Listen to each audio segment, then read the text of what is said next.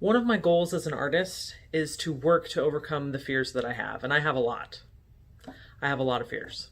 Um, and this video is directly because of some of those fears. I was experimenting with a new technique and I made some big mistakes and some big messes. I'm a little nervous to post this video still, and we'll see if I can even hit upload. But I wanted to share with you guys because it's so important to just experiment and try new things, even if the result ends up being awesome or terrible. You always learn things, and especially as a self-taught artist, that's how you continue to grow. So I'm overcoming my fears and sharing this with you guys. I'm hoping that it will be helpful for those of you who would like to try this technique, and also those of you who have your own fears that you're trying to overcome. So give me a shout out in the comments. Let me know what you think. And yeah, let's get to it.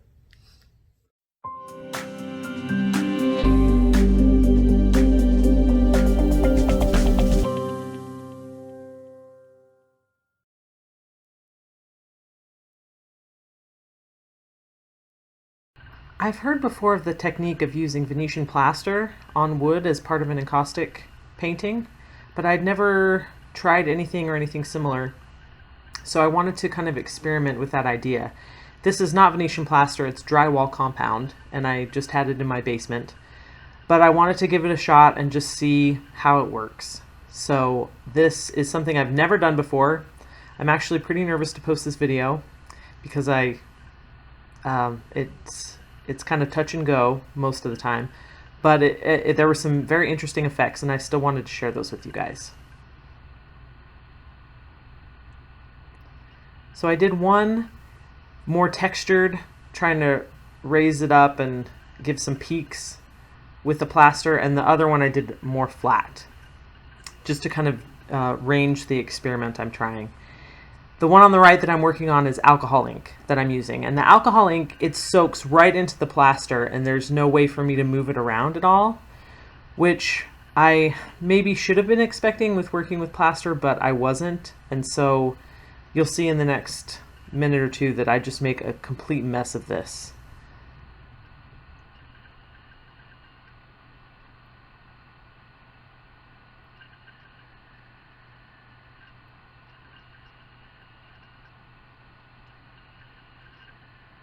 I try to move the ink around with some moisture, but it's just not doing anything. And of course, what do I do when something isn't working right? I just keep working on it and adding stuff and just making it even worse.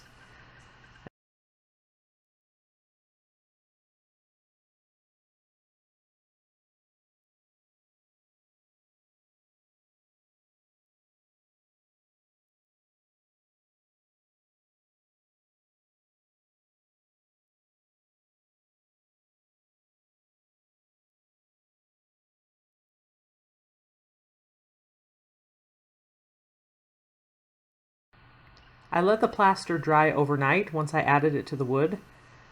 It dries fairly quickly, but especially with the thicker one, I wanted to make sure that it was completely dry.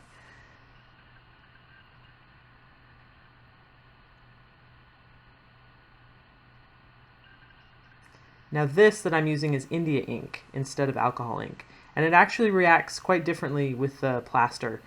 It soaks in, but not enough that I can't move it around on the surface a little bit, as you can see I'm doing with my spray bottle. So the India ink was a little bit easier to work with as far as that goes.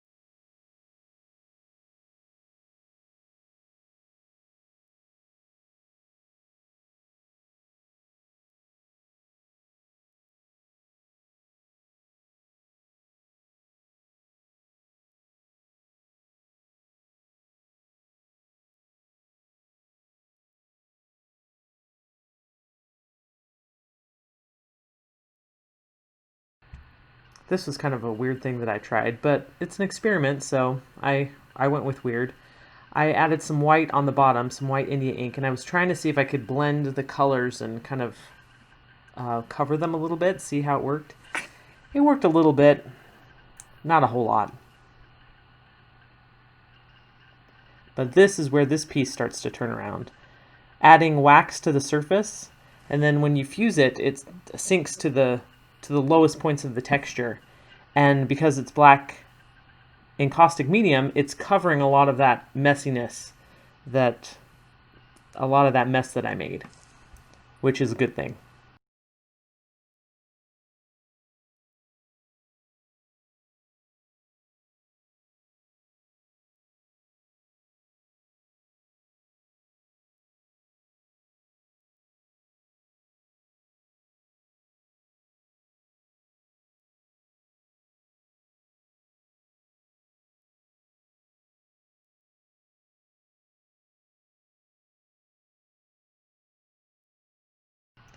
Now I'm adding clear to both pieces. And you can see the encaustic wax has kind of a yellowish tint to it. So when you add it to white, kind of a lighter background, it really shows that kind of yellowish tint. To kind of remove some of that yellowish, a lot of times what I will do is I will add just a little bit of white pigment to my clear encaustic medium. And it actually kind of helps to kind of tone down that yellow a little bit. Not completely, but a little bit.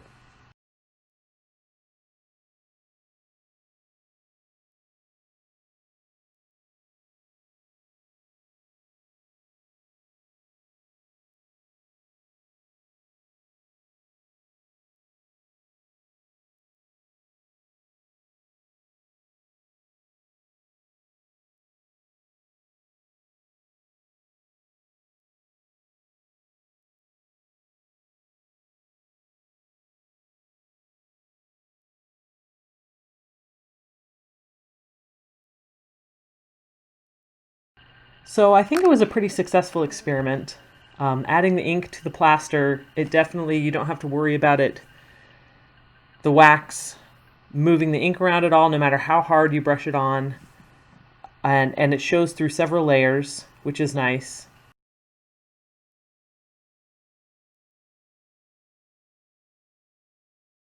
You'll be able to do a lot of different things, I think, with this. And it's something that I'm going to try in the future, to try some different techniques and see what other things I can come up with.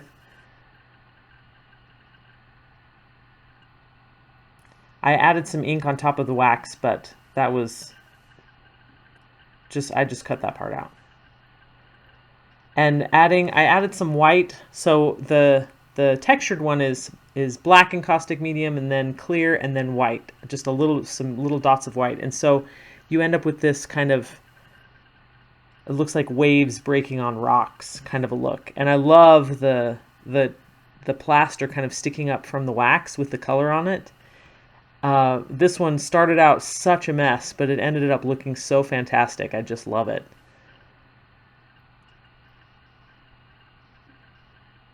It's really nice when that happens. You're able to work a terrible piece into something that's actually really cool.